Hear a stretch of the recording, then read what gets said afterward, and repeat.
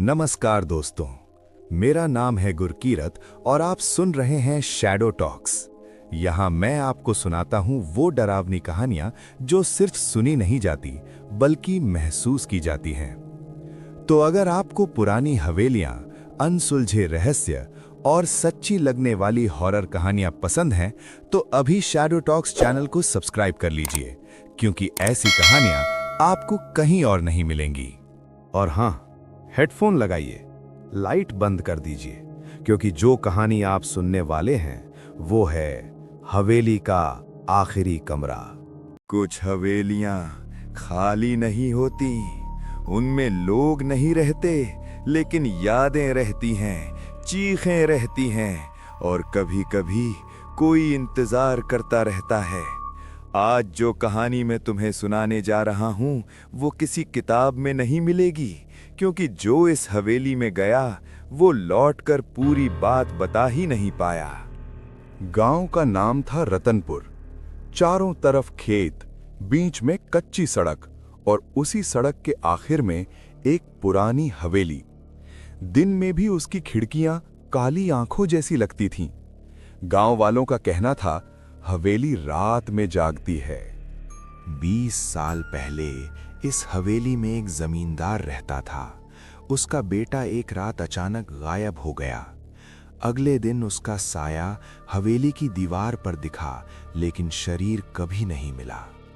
उसके बाद एक एक करके हवेली में रहने वाले गायब होते चले गए।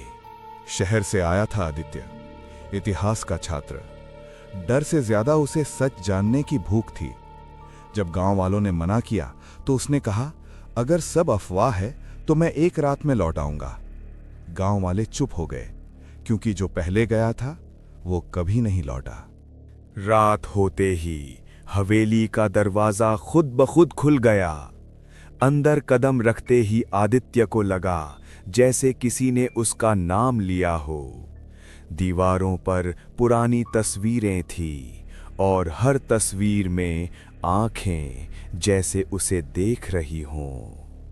रात ठीक 12 बजे ठक ठक ठक, सीढ़ियों पर कदमों की आवाज। लेकिन जब आदित्य ने देखा तो वहां कोई नहीं था। सीढ़ियां खुद हिल रही थीं और तभी एक दरवाजा अपने आप बंद हो गया। सुबह आदित्य ने पाया सारे कमरे खुले थे, सिर्फ एक नहीं, कमरा नंबर 7।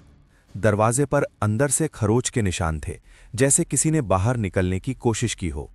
बूढ़ा चौकीदार बोला, वो कमरा हवेली का दिल है। दूसरी रात आदित्य सो नहीं पाया।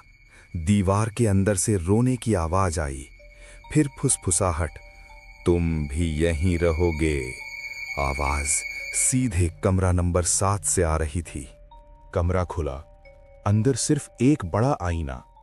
आदित्य ने जैसे ही देखा, आईने में वो थोड़ा देर से हिल रहा था। फिर आईने ने बोला, हम सब यहां कैद हैं। आईने में दिखे सभी चेहरे वो लोग थे जो पिछले 20 सालों में हवेली में आए थे। अब आदित्य भी उन्हीं में शामिल था। आवाज आई, हवेली जिंदा है और उसे हर कुछ साल में एक नया पहरेदार चाहिए। आईने में आदित्य मुस्कुराया, असली आदित्य चिल्लाया। अगली सुबह गांव वालों ने हवेली के बाहर एक नया बोर्ड देखा, ये हवेली सुरक्षित है। और खिड़की से कोई देख रहा था, आदित्य।